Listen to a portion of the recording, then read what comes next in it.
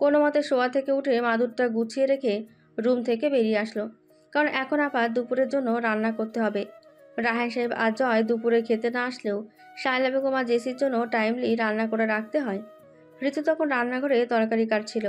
নিহাকে রান্নাঘরে আসতে দেখে ঋতু অবাক হয়ে বলল, ভাবি তুমি এখানে শুইয়া না থাইকা এখানে আসতে কইছে কে?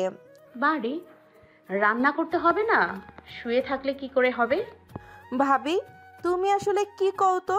নিজের শরীরের জন্য বিছানা থাইকা উঠতে পারতেছ না, আর এখন আইসো রান্না করতে? তুমি কি মানুষ নাকি রোবট সুফিয়া? নিহা গিয়ে ঋতুর পাশে একটা মোড়া টেনে বসে পড়ল। তারপর হেসে বলল, আমি মানুষই, রোবট নই, বুঝলে? এখন একটু ভালো লাগতেছে তাই উঠে আসলাম। আর তাছাড়া মা আর জেসি যদি জানতে পারে আমি রান্না না করে তুমি রান্না করেছো, তাহলে বুঝতেই পারছো কি হবে। তাই বলে তুমি এই শরীর নিয়ে রান্না করবে? কপাল খারাপ হলে তো করতেই হবে, তুমি টেনশন করো না, আমি এখন ঠিক আছি। সে তো দেখতেই পাইতাছি। এমন ভালো আছো যে এখনো ভালো করে হাঁটতেই পারতেছ না, আর গরমের মধ্যে এমন লম্বা হাতা ব্লাউজ পইরা আসছো কেন? শীত তো রাতে লাগে, এখন তো গরম পড়তাছে। হাতের আঘাতগুলো যাতে বড় সাহেব চোখে না পড়ে, তার জন্যই এমন লম্বা হাতার ব্লাউজ পইরা আসো, তাই না? হুম, বাবা দেখলে প্রবলেম হয়ে যাবে অনেক। সামান্য যদি চোখেও পড়ে না, তাহলে পুরো বাড়ি মাথায় তুলে ফেলবে। আর আমি চাই না আমার জন্য এমন কিছু হোক। ঋতু তাচ্ছিল্য হাসলো, হেসে বলল, পুরো বাড়ি মাথায় তুলবে বলেই আঘাতগুলো ঢাইকা রাখতাছো, নাকি ছোট সাহেবকে বাঁচাইতে চাইছো? কোনটা? আমার তো মনে হচ্ছে তুমি বড় সাহেবের যেন ছোট সাহেবের এই কুকীর্তিটা না দেখে তার জন্যই তুমি এমন লম্বা হাতার ব্লাউজ পরতেছো। নিহা কিছু বলল না, কারণ ঋতুর কথাগুলো একদম ঠিক। তাই ঋতুর কথার পিঠে কিছু বলার জন্য খুঁজে পেল না নিহা। কী বা বলবে এটা, যে যেই মানুষটা ওকে রোজ পশুর মতো মারে, তাকে সে এখনও ভালোবাসে, আর তাকে বাঁচানোর জন্য সে এমন করছে। নিহা কিছু না বলে কাজে হাত লাগাতে চাইলে ঋতু বাদ সাধল। ভাবি একদম কিছুতে হাত লাগাবা না, যেভাবে বইসা আসো সেইভাবেই বইসা থাকো। মানে হাত না লাগালে কাজ করব কি করে? রান্না করতে হবে না? তোমার কিছু করতে হইব না, আমি সব কইরা নিমো আজ। তুমি শুধু বইসা বইসা আমাকে দিক নির্দেশনা দাও। কি বলো এসব? তুমি একা হাতে পারবে না সব কাজ করতে, আমাকেও করতে দাও। একদম না, আমি পারবো করতে। তুমিও তো আমার শরীর খারাপ লাগলে তখন একা হাতে সামলাও। এখন তাহলে আমি কেন পারবো না? আমার কথা আজ শুনতেই হইব তোমায়। কিন্তু কোনো কিন্তু না, তুমি একদম চুপচাপ বইসা থাকো। নিহা আর কোনো উপায় না পেয়ে অগত্যা বসে রইল। তবে একেবারে হাত তুলে বসে থেকেছে তাও কিন্তু না। ঋতুকে বসে বসে টুকটাক কাজ করে দিচ্ছে, কারণ নিহা বসে বসে কাজ দেখার মতো মেয়ে না। কেউ কাজ করবে আর সে বসে বসে দেখবে, এমন হতেই পারে না। নিহা বাবা মায়ের একমাত্র মেয়ে হলেও সে কখনো নিজেকে আড়ালের ঘরে দুলালি ভাবেনি। সবসময় মায়ের হাতে হাতে কাজ করতো, সবসময় নিজেকে সব কিছুতে মানিয়ে নিতে পারার মতো করে গড়ে তুলতো। এমনকি মাকে কাজ করতে না দিয়ে ঘরের কাজগুলো নিজে করার চেষ্টা করত। আর এই জন্যই হয়তো এখানে এসে এমন একটা পরিবেশে মানিয়ে নিতে খুব বেশি কষ্ট হয়নি নিহার। রান্নাটা শেষ হয়ে এলে নিহা রুমে গিয়ে গোসল করে নামাজ পড়তে বসলো। তো ঋতুও গোসল করতে গিয়েছে। নিহা ধর্মীয় দিকগুলো বরাবরই খুব ভালোভাবে পালন করে। যাই হয়ে যাক, নামাজটা যেন কিছুতেই বাদ দিতে না চায় না নিহা। নামাজ পড়ে শায়লা বেগম আর জেসিকে খেতে দিয়ে নিজেরাও খেয়ে নিল নিহা আর ঋতু। শায়লা বেগম আর জেসি সকালের দিকে তেমন বাইরে যায় না, বেশিরভাগ বিকালের দিকেই বাইরে যায়। আর তাও সন্ধ্যার আগে আগে আবার ফিরে আসে, কারণ রায়হান সাহেব মেয়ে আর স্ত্রীর এমন বাইরে যাওয়াটা পছন্দ করেন না। তাই ওনার ভয়ে শায়লা বেগম আর জেসিও বাইরে থেকে সন্ধ্যার আগে আগে ফিরে আসে, যেমন রায়হান সাহেব কিছু বুঝতে না পারেন। নিহা দুপুরের খাবার খেয়ে একটু শুয়েছিল, আর শুয়ে থাকতে থাকতে কখন যে চোখে ঘুম এসে গেছে বুঝতেই পায়নি। ঘুম ভাঙলো সন্ধ্যার আগ মুহূর্তে। নিহার ঘুম ভেঙে জানলার দিকে চোখ যেতে অবাক হলো, অন্ধকার হয়ে আসে। তাহলে কি সন্ধ্যা হয়ে গেছে? দ্রুত সামনের দেয়াল ঘড়িটার দিকে চোখ বুলিয়ে নিল নিহা। 5টা 10 বাজে, তার মানে আসরের নামাজের টাইম চলে গেছে। কারণ এখন দিন ছোট হওয়ায় আসরের আজান 4টের আগেই দিয়ে দেয়, আর তাই এখন পড়লেও কাজা পড়তে হবে। নিহার নিজের ওপরেই রাগ হলো। ভোর, কেন যে শুতে গেলাম, না শুলে তো আর ঘুম আসতো না। ঘুমিয়ে পড়ায় এখন নামাজটাও কাজা হয়ে গেল। কি আর করা, মাগরিবের নামাজের সময় পড়ে নেয়া মাগরিবের নামাজের সময় পড়ে নেওয়া ছাড়া আর উপায় নেই। নিহা উঠে ওয়াশরুমে চলে গেল। আর কিছু সময় পরে তো মাগরিবের আজান দেবে। অজু বানিয়ে রাখলে আজান দেওয়ার সাথে সাথে নামাজ আদায় করে ফেলতে পারবে। এই ভেবে নিহা একেবারে অজু করে ওয়াশরুম থেকে বের হলো। খানিক বাদে মাগরিবের আজান দিতে নিহা আসর আর মাগরিবের নামাজ একসাথে আদায় করে নিল। নামাজ পড়ে নিহা আর রুমে বসে থাকলো না। রুম থেকে বেরিয়ে রান্নাঘরের দিকে গেল। ঋতু ওখানেই ছিল। নিহাকে আসতে দেখে হেসে বলল, ভাবি ঘুম ভাঙছে? হুম, আসরের সময় পেরিয়ে গেছে। তুমি আমাকে ঘুম থেকে ডাকোনি কেন? আসরের নামাজটা সহ এখন একসাথে পড়তে হয়েছে। শীতের দিনে ঘুমোতে গাটাও ম্যাচ ম্যাচ করছে। আমি ইচ্ছা কইরাই ডাকিনি, কারণ ব্যথার ঔষধ খেলে ঘুম হয় খুব। তাই আমি ভাবলাম তোমাকে ডাকা উচিত হইব না। এর জন্যই তো রুমে গিয়া তোমাকে ঘুম দেখে ফেরত আসলাম। তবে নামাজের কথা মনে ছিল না, তার জন্য দুঃখিত। নামাজের কথা মনে থাকলে ডাইকা দিতাম। আচ্ছা, তোমার না গা ম্যাজ ম্যাজ করতেছে বলছিলা? এই নাও, তোমার জন্য চা বানাইয়া রাখছি। তুমি আইলে একসাথে খাবো বলে। তাই নাকি? হ্যাঁ, থ্যাঙ্কস। এই মুহূর্তে চাটা খুব প্রয়োজন ছিল। আমি জানলাম, তাই তো বানাই রাখছি। নিয়া মুচকি এসে ঋতুর হাত থেকে চায়ের কাপটা নিল। তারপর চায়ের কাপে চুমুক দিতে দিতে বলল, ঋতু, হ্যাঁ, কও ভাবি। তোমার ম্যামরা কি এসছে? না ভাবি, নবাবের বেটিগুলো এখনো আসে নাই। নয়তো ওদের মামের এখন ঘোরা হয়নি। তো আইব হয়তো ওদের পার্টি টাটি শেষ হইলে। ভাগ্যিস বড় সাহেব শক্ত মানুষ ছিলেন, নয়তো ওনাকে ওরা মামে তো নাকে দড়ি দিয়া ঘুরাইতো। বিশ্বাস করো ভাবি, আমি বড় সাহেবের জন্য মনে মনে অনেক দোয়া করি, যেন উনি অনেক বছর বাঁচেন। বড় সাহেব সত্যি অনেক ভালো একজন মানুষ। তুমি ঠিকই বলেছ। বাবার মতো মানুষ হয় না। উনি সত্যি অনেক বড় মনের একজন মানুষ। উনি আছেন বলেই হয়তো আমি এই বাড়িতে এখনো টিকে আছি। উনি না থাকলে তো এই বাড়ির কাজের মেয়ে হিসেবেও আমি থাকতে পারতাম না। মানুষ সত্যি অনেক ভালো। চা খাওয়া শেষ হলে নিহা আর ঋতু হাতে হাতে রাতের রান্নাটা করে নিল। যদিও নিহাকে ঋতু অনেক বাধা দিয়েছিল রান্না না করার জন্য, কিন্তু নিহা কোনো বাধা শোনেনি। কারণ তার একটাই কথা, সে এখন পুরোপুরি সুস্থ, আর তাই রান্নাটা সে করবে। ঋতু শেষমেশ আর কিছু বলতে না পেরে নিহার কাছে হার মেনে নিল। রান্নাটা শেষ করে যখন নিহা আর ঋতু কিচেন থেকে বেরিয়ে নিজ নিজ রুমে যেতে নিচ্ছিল, তখনই শায়লা বেগম আর জেসি ঘরে ঢুকলো। মা মেয়ে দুজনকে দেখে ঋতু মনে মনে হাজারটা গালি দিয়ে দিল মুহূর্তেই। কারণ ওদের শুনিয়ে শুনিয়ে তো আর গালি দিতে পারবে না, তাই মনে মনে এই রাগটা ছাড়ছে। আর ঋতুর রাগের একটাই কারণ, তা হচ্ছে ওরা মা মেয়ে এখন আবারও নিহার ভাবিকে রান্না করে পাঠাবে ওদের জন্য মূল্যবান কফি বানানোর জন্য, যেটা ঋতুর মোটেও পছন্দ না। মেয়ে মানুষ হয়ে অন্য মেয়েকে দিয়ে ছেলেদের মতো এটা ওটা করাতে লজ্জা লাগে না ওদের? এক কাপ কফিও কি ওরা মা মেয়ে করে খেতে পারে না? নিয়া ভাবিকে দিয়ে কেন সব করায়? এই জন্যই ঋতুর ওদের ওপর যত রাগ। ঋতুর ধারণায় ঠিক হলো। ঘরে ঢুকে জেসি নেহাকে ডেকে দাম্ভিকতার স্বরে বলে উঠল, এই যে ভাবি সাহেবা, এখনই আমার আর মমের জন্য 2 কাপ কফি নিয়ে আসো। আমরা রুমে যাচ্ছি, কফিটা যেন তাড়াতাড়ি আসে, মিস ছোট লোক। বলে মা মেয়ে দুজনে গলা ফাটিয়ে হাসতে হাসতে সিঁড়িতে উঠে নিজেদের রুমে চলে গেল। নিহা আর কোনো উপায় না পেয়ে লম্বা একটা শ্বাস ফেলে আবারও কিচেনের দিকে যেতে লাগলো। কারণ ওদের কথা মতো যদি এখন কফি নিয়ে যাওয়া না হয়, তাহলে কথাটা জয় বাড়ি আসার আগেই ওর কানে পৌঁছে যাবে। আর জয় বাড়ি এসে কী করবে সেটা নিহা ভালো করেই জানে। নিহাকে কিচেনের দিকে যেতে দেখে ঋতু দৌড়ে এসে নিহার সাথে তাল মিলিয়ে হাঁটতে হাঁটতে বলল, ভাবি, একটা কাজ করতে পারবা? নিহা কিচেনে ঢুকতে ঢুকতে বলল, কি কাজ? ঋতু আবার আরেকটু নিহার গা ঘেঁষে আস্তে করে বলল, তুমি ওদের মা মেয়ের কফির মধ্যে বিষ মিশিয়ে খাওয়াই দিতে পারবে? নিহা অবাক হয়ে ঋতুর দিকে তাকিয়ে বলল, ঋতু, তুমি এসব কি বলো? আমি ওদের কেন মারবো? কেন আবার? ওই নবাবের বেটিগুলা যে তোমারে রোজ রোজ কথা শোনায় আর মাইর খাওয়ায়, এর জন্য আমার তো ইচ্ছা করতেছে এখনই গিয়া 2টার গলা টিপা মাইরা ফেলে। যেমন মা তার তেমনই মেয়ে, রাক্ষসী ডাইনি কোথাকার।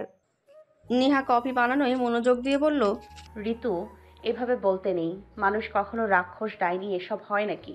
মানুষ মানুষই হয়। আর তাছাড়া তুমি জানো না, মানুষকে হত্যা করার কথা ভাবাও পাপ। আরে রাখো তো এইসব জানাজানি। তোমার মতো আমার অত জানতে হইব না। ওদের আমি দুই চোখে সহ্য করতে পারি না।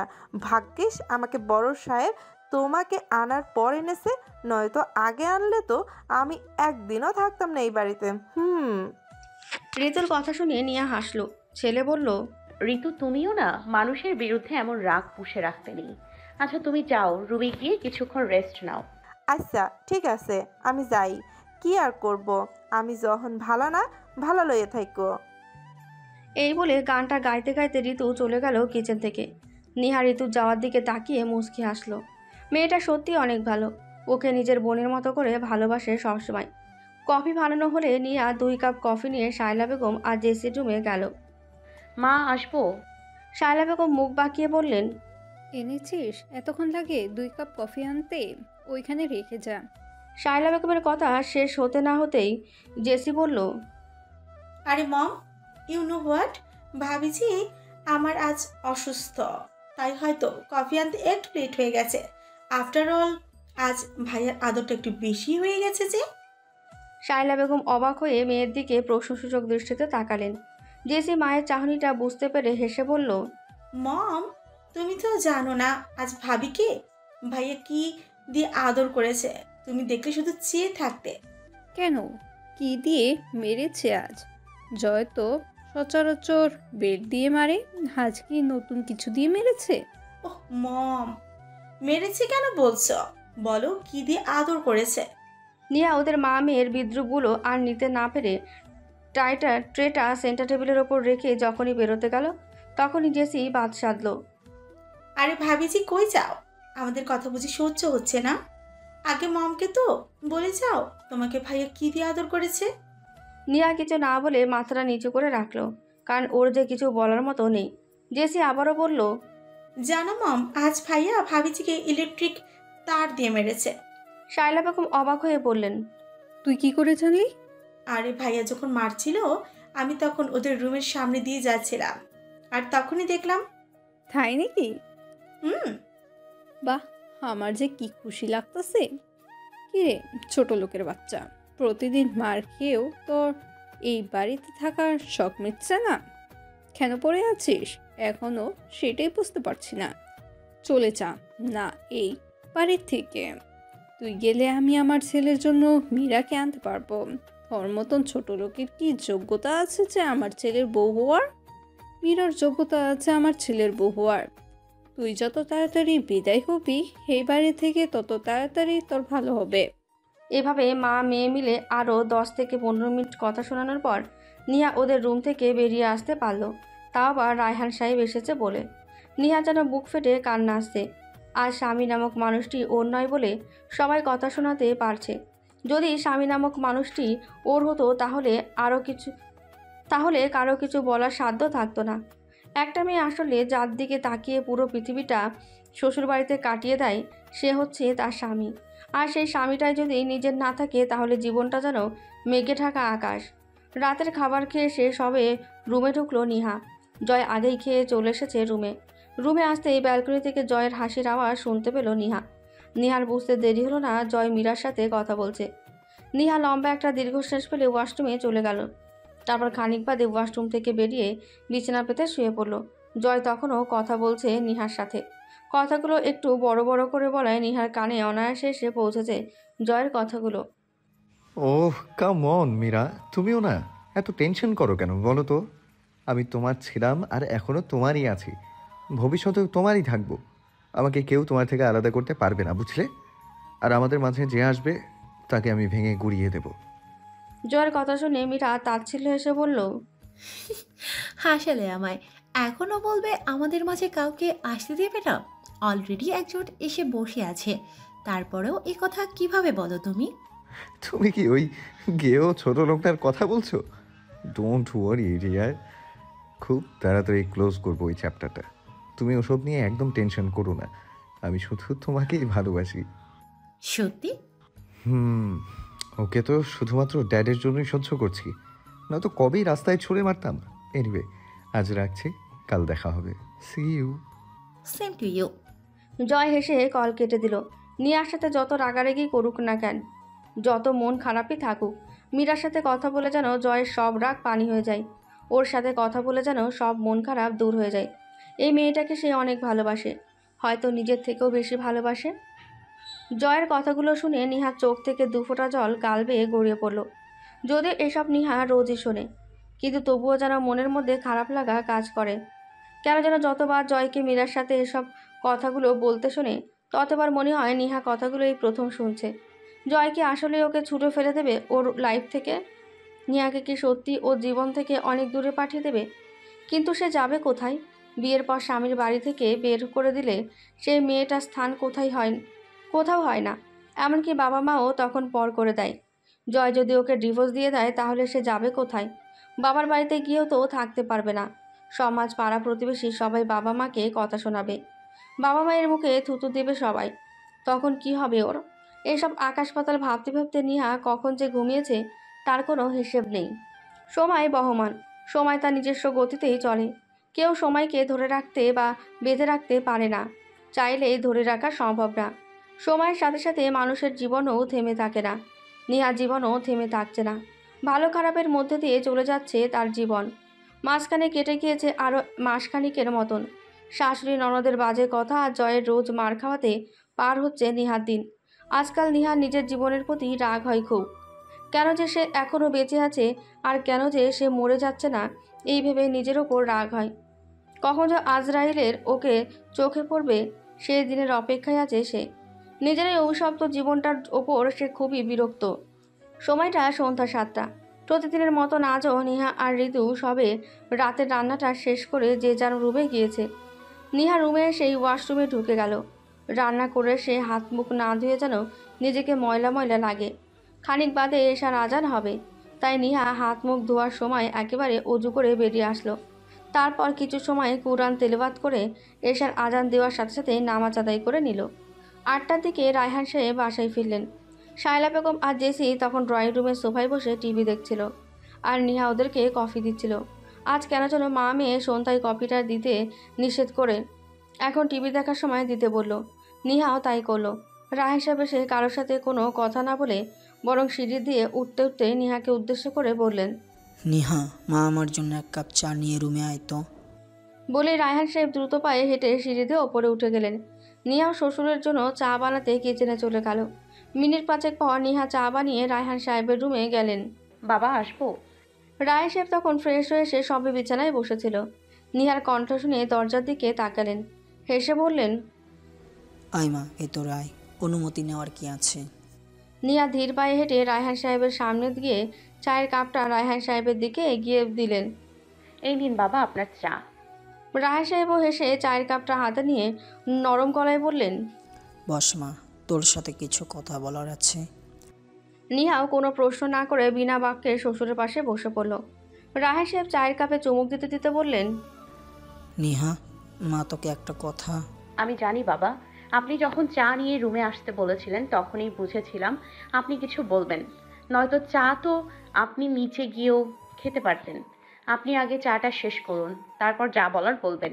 নয়তো আপনি কথা বলা শুরু করলে চায়ের কাপটা একপাশে রেখে কথা বলাতেই মনোযোগ দেবেন। তখন চায়ের কথা মনেই থাকবে না আপনার। তাই আগে চাটা খেয়ে নিন, আমি এখানেই আছি। রায়হান সাহেব হাসলেন। মেয়েটা ওনার সব কিছু খেয়াল রাখে। ওনার কোন জিনিস কেমন করে চায় সবই যেন না বলতেই বুঝে যায়। আর এই জন্যই তো এই মেয়েটাকে উনি এত ভালোবাসেন। চা শেষ হতেই চায়ের কাপটা হাত বাড়িয়ে সেন্টার টেবিলের ওপর রেখে নিহার দিকে পূর্ণ দৃষ্টি রাখলেন রায়হান সাহেব। নিহা শ্বশুরের সিরিয়াসনেস দেখে মনোযোগ দিয়ে চেয়ে রইল শ্বশুরের মুখ পানে কি বলে তা শোনার জন্য। রায়হান সাহেব কিছু সময় নীরব থেকে ছোট্ট একটা শ্বাস ফেলে বলে উঠলেন, নিহা মা, আজ আমি অনেক আশা নিয়ে একটা কথা বলবো তোকে। আশা করি তুই আমাকে নিরাশ করবি না। কি কথা বাবা? যদি আমার সাধ্যের মধ্যে হয় আমি অবশ্যই আপনার কথা রাখবো। কি কথা বলুন। মা, জয় তো তোর সব কথা শুনে তোকে বিয়ে করার পর থেকেও অনেক বদলে গিয়েছে।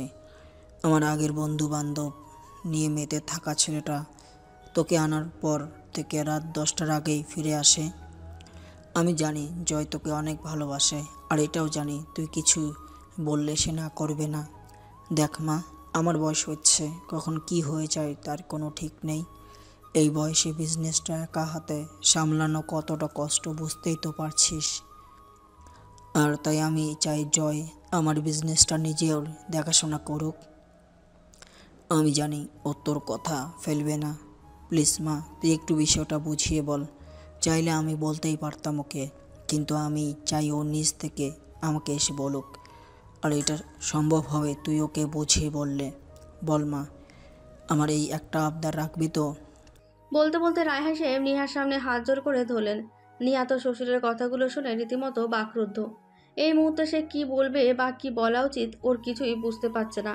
কারণ সে নিশ্চিত যদি এই কথাটা জয়কে বলে তাহলে ওর গায়ে হাত তুলতে জয় দুইবার ভাববে না। কিন্তু রায়হান সাহেবেরও তো কোনো দোষ নেই।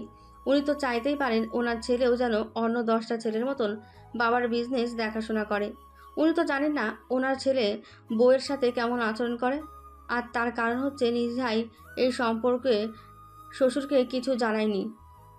আর জয়ও বাবার সামনে বরাবরই ভদ্র আর সুশীল একজন ছেলে। তাই জয়ের নিহার সাথে করা আচরণগুলো সহজেই রায়হান সাহেবের অগোচরে থেকে যায়। ফলে রায়হান সাহেব মনে করেন ওনার ছেলে বউকে অনেক ভালোবাসে। নিহার বুঝে আসছে না বাবাকে কিভাবে বলবে যে জয়কে সেই কথাটা বলতে পারবে না, কারণ জয় কিছুতেই ওর কথা শুনবে না, উল্টো ওকে আরও মারধর করবে।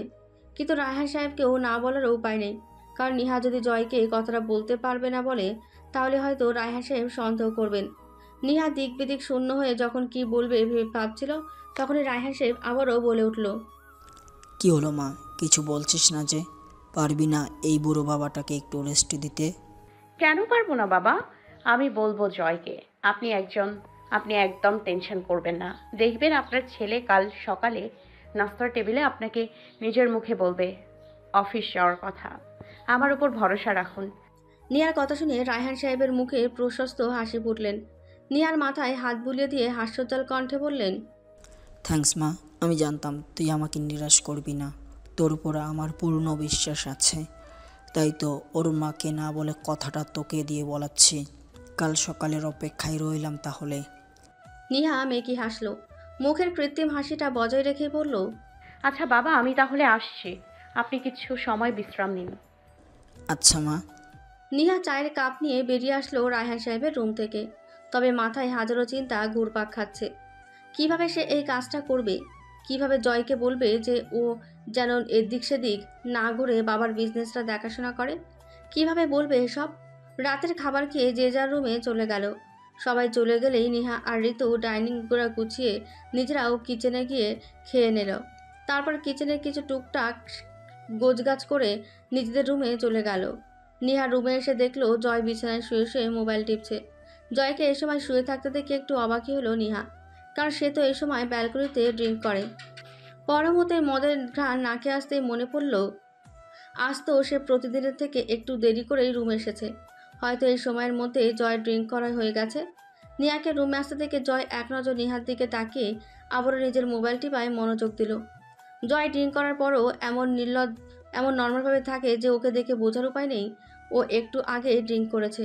নিহা মনে মনে সাহস সঞ্চয় করে বিছানার পাশে গিয়ে দাঁড়ালো। শ্বশুরের বলা কথাটি বলার জন্য বার কয়েক মুখে এনেও যেন আবারও ভেতরে ঢুকিয়ে ফেলল। নিহা যেন মুখ দিয়ে বের হতে চাইছে না কথাটা, কিন্তু ও যে রায়হান সাহেবকে কথা দিয়েছে জয়কে বুঝিয়ে বলবে বলে। নিহা বার কয়েক শুকনো ঢোক গিলে মাথা নিচু করে ভীতু গলায় বলল, শুনছেন, আপনাকে একটা কথা বলার ছিল। জয় জানতো নিহা ওকে কিছু বলার জন্যই এখানে এসে দাঁড়িয়েছে, তাই তো মোবাইলে দৃষ্টি রেখেও কর্ণপাতটা নিহার দিকে রেখেছিল। নিহার মুখ থেকে কথা বেরিয়ে আসতেই সে মোবাইলটা বালিশের পাশে রেখে নিহার দিকে তাকালো। কয়েক সেকেন্ড চুপ থেকে নিহাকে একবার পা থেকে মাথা পর্যন্ত স্ক্যান করে নিল। তারপর ঝাঁঝালো কণ্ঠে বলল, কথা কি আমাকে বলবি নাকি ফ্লোরকে বলবি? নিহা চমকে তাকালো, আমতামতা করে বলল, মামা মানে? না মানে ফ্লোরের দিকে তাকিয়ে বলছিস তো, তাই ভাবলাম কথাটা কাকে বলতে চাইছিস, আমাকে না ফ্লোরকে? নিহা এবার ফাঁকা একটা ঢোক গিলে বলল, আপনাকেই বলার ছিল। বল কি কথা? তার আগে আপনাকে অনুরোধ করছি, প্লিজ আমার কথাটা মাথা ঠান্ডা করে শুনবেন। রেগে যাবেন না প্লিজ। নিহার কথা শুনে জয় বেশ বিরক্ত বোধ করলো। রাগী কণ্ঠে বলল, ন্যাকামি না করে কি বলবি বল।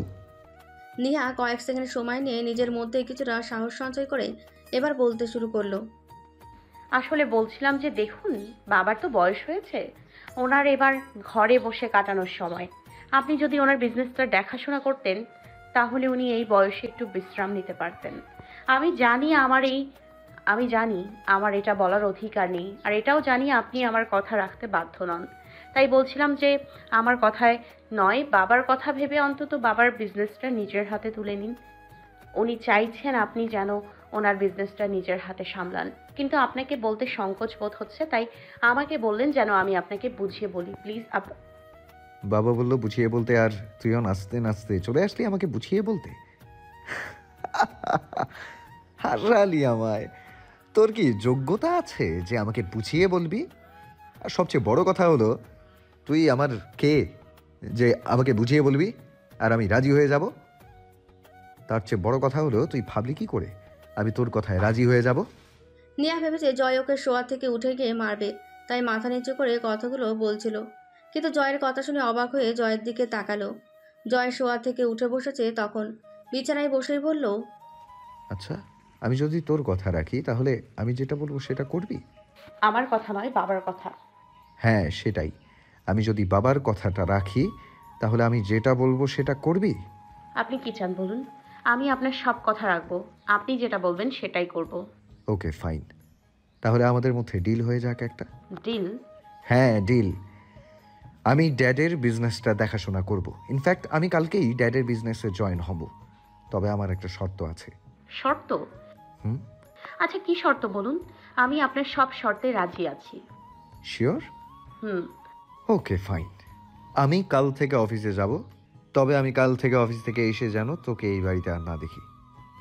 আমি অফিসে জয়েন হব আর তুই আমার জীবন ছাড়বি। আর সহজভাবে যদি বলতে চাই তাহলে বলবো তুই আমাকে ডিভোর্স দিয়ে দিবি। এখন বল, আমার শর্তে রাজি আছিস? জয়ের কথা শুনে নিহা যেন 440 ভোল্টের ঝটকা খেল। নিহা জানতো জয় ওর কথার বিপরীতে মারাত্মকভাবে রিয়াক্ট করবে, কিন্তু নিহা ভাবতে পারেনি জয় ওকে এমন একটা কথা বলবে। নিহা যেন জয়ের কথা শুনে বাকরুদ্ধ হয়ে তাকিয়ে আছে জয়ের দিকে। কোনো কথাই এই মুহূর্তে বের হচ্ছে না ওর মুখ দিয়ে, শুধু চোখগুলো জলে ভরে উঠেছে। নিহার নীরবতা দেখে জয় আবারও বলে উঠল, কি হলো, এখন চুপ হয়ে গেলি কেন? তখন তো খুব বলেছিলি আমি যেটা বলবো সেটা করবি। তবু আমি যেন ড্যাডের ইচ্ছেটা পূরণ করি। এখন তাহলে চুপসে গেলি কেন? যেটা পারবি না সেটা কখনো আমার সামনে বলতে আসিস না, শুধু শুধু চাপা মার। আমি আপনার শর্তে রাজি। জয় যেন নিহার কথা শুনে কয়েক সেকেন্ডের জন্য হতবিহ্বল হয়ে তাকিয়ে রইল নিহার দিকে। আসলে নিহার মুখ থেকে সে এই কথাটা শুনবে আশা করেনি। সে তো ভেবেছিল নিহাকে এটা বললে নিহা ওকে বিজনেসের ব্যাপারটা নিয়ে আর কিছু বলবে না, কিন্তু নিহা যে জয়ের সত্ত্বে এমন রাজি হয়ে যাবে জয় সেটা কল্পনাও করেনি। নিহা আবারও বলে উঠল, আপনার শর্তে আমি রাজি আছি। আপনি কাল অফিস থেকে আসার পর আমাকে আর এই বাড়িতে পাবেন না। আপনি আসার আগেই আমি চলে যাব। নিহা চলে যাওয়ার কথা শুনে জয়ের মনে যেন আনন্দে লাড্ডু ফুটতে লাগলো।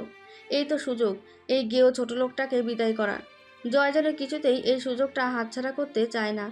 নিহা ও জীবন থেকে চলে যাবে কথাটা ভাবতে যেন খুশিটা আকাশ ছুঁয়ে যাচ্ছে, কিন্তু খুশিটা চেপে গিয়ে গম্ভীর কণ্ঠে বলল, শুধু চলে গেলেই তো হবে না, আমার ডিভোর্স চাই।